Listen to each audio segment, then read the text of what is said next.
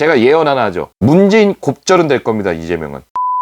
자, 여러분 안녕하세요. 신촌홍입니다. 윤석열 대통령이 탄핵당하시고 대통령 선거가 약 40여일 남짓이 남았는데 이 시점에 대한민국에 조금이라도 도움이 되고자 몇 사람 보지 않는 이 채널에다 영상을 올립니다. 좌파 쪽에서 나온 대통령들이 어떤 대통령들이었었는지 그런 것들을 요목조목 따져볼 겁니다. 그러니 잘 알고 깨어있는 우파 여러분들은 잘 걸러 들으시면 되시는 거고, 제가 전하는 메시지는 정치 시사에 무관심한 중도나 이상한 사상에 매료되어 있는 좌파들, 저들에게 전하는 메시지입니다.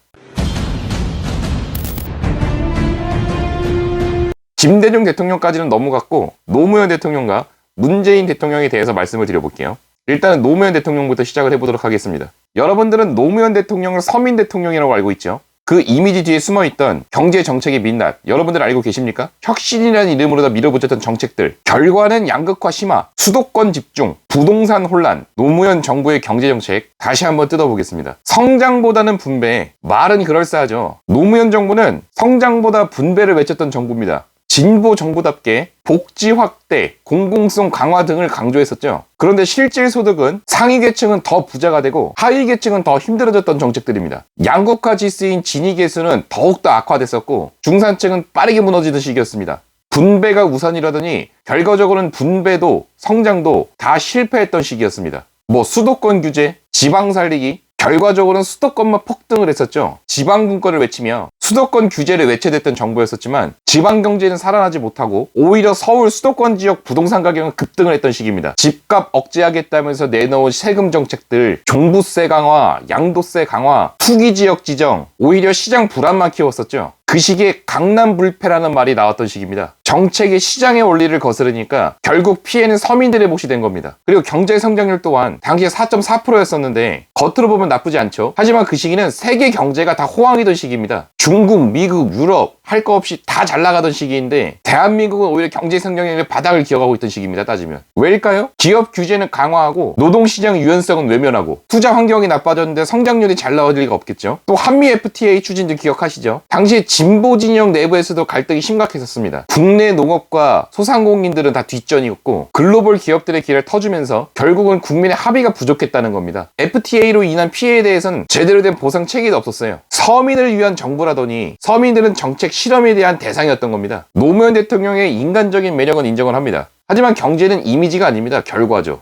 양극화는 심화됐고 부동산은 불타올랐고 지방은 살아나지 못하고 사람 사는 세상을 외쳤으면서 정작 사람들은 더 힘든 세상을 살아가야 했던 그런 시절로 기억들을 하셔야 됩니다. 정치는 감성, 경제는 이성, 좋은 사람이 아니라 잘하는 사람을 봐야 되는 겁니다. 다음은 문재인 정부로 넘어가 볼게요. 자, 문재인 정부 5년도 경제 성장은 성공을 했을까요? 소득주도의 성장, 듣기에는 그럴싸하죠. 하지만 결과는 대한민국 자영업자, 청년, 중산층 이 모든 계층이 대가를 치게 됐습니다. 그 시절도 한번 낱낱이 파헤쳐보죠. 한번. 문재인 정부가 가장 자랑했던 경제 기조가 소득주도 성장이죠. 임금을 올리면 소비가 늘고 소비가 늘면 경제가 살아난다. 말은 맞습니다. 임금이 늘면 소비가 느는 것도 맞고 소비가 늘면 경제가 성장하는 것도 맞는데 그 임금이 어떻게 느냐고요? 나라에서 돈을 뿌립니까? 정부는 생산의 주체가 아니에요. 우리한테 걷어서 거둔 돈으로 뿌리는 겁니다. 그러면 계속 마이너스를 볼 수밖에 없겠죠. 이 사이클이 계속 돈다고 생각을 해보세요. 나라 그냥 망하는 겁니다. 결국 어떻게 됐습니까? 급격한 최저임금 인상으로 자영업자들 다 줄도 섰나고 2018년, 2019년도 당시에 소상공인들이 다 알바줄이고 키오스크 갖다 집어넣고 아니면 가족 운영으로 바꾸고 그렇지도 못한 데는 다 가게 문 닫고 결국은 일자리도 줄고 청년들은 취업의 절벽을 느끼게 됐던 그런 시기였습니다. 소득을 올려서 성장을 시킨 게 아니라 소득을 날려서 성장을 주저앉힌 겁니다. 이건. 재정정책도 문제였었죠. 문정부는 복지를 확대한다는 명분으로 수많은 단기 알바들로 일자리 통계를 포장했었습니다. 공공기관, 지자체, 세금으로 만든 일자리들.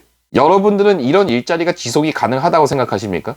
결국 진짜 기업들이 만들어야 되는 일자리는 늘지도 않고 국가 부채만 눈덩이처럼 늘어난 겁니다. 2017년 당시 600조 원이었던 국가 채무가 문정부 임기 말에는 1000조를 넘어갔죠. 이게 과연 책임 있는 정부의 재정 운영이 맞습니까? 또한 경제 정책 중에도 가장 심각했던 게 부동산 정책입니다. 문재인 정부는 부동산만은 꼭 잡겠다고 했었죠. 도대체 뭘 잡은 겁니까? 사람 잡았는데요? 경제정책 26번이나 쏟아내고 패닉바잉 현상으로다가 부동산가만 폭등시켜놓고 서울 아파트 평균 가격이 5억대였는데 지금 12억까지 치솟았습니다. 집 한 채로 벌어진 이 자산격차가 계층 간의 갈등으로 이어졌고 기회의 평등, 과정의 공정, 결과의 정의 이 모든 게 그저 구호였던 겁니다. 그냥 정책이 아니라 그냥 혼란입니다. 혼란이. 이거는 경제는 숫자가 아니라 사람의 삶입니다. 통계 따위 포장한다고 해서 사람들이 잘 먹고 잘 사는 게 아닙니다. 문재인 정부의 정책들은 이름만 번지르르 했지 현장의 고통들은 다 외면했던 정부입니다. 이 영상을 보고 계신 여러분들도 실패는 실패라고 말할 수 있어야 되는 겁니다. 결국 나라를 다시 바로잡으려면 이 실패를 인정을 해야 다시 시작할 수 있는 겁니다. 이재명을 뽑을 것 같아요? 제가 예언 하나 하죠. 문재인 곱절은 될 겁니다. 이재명은.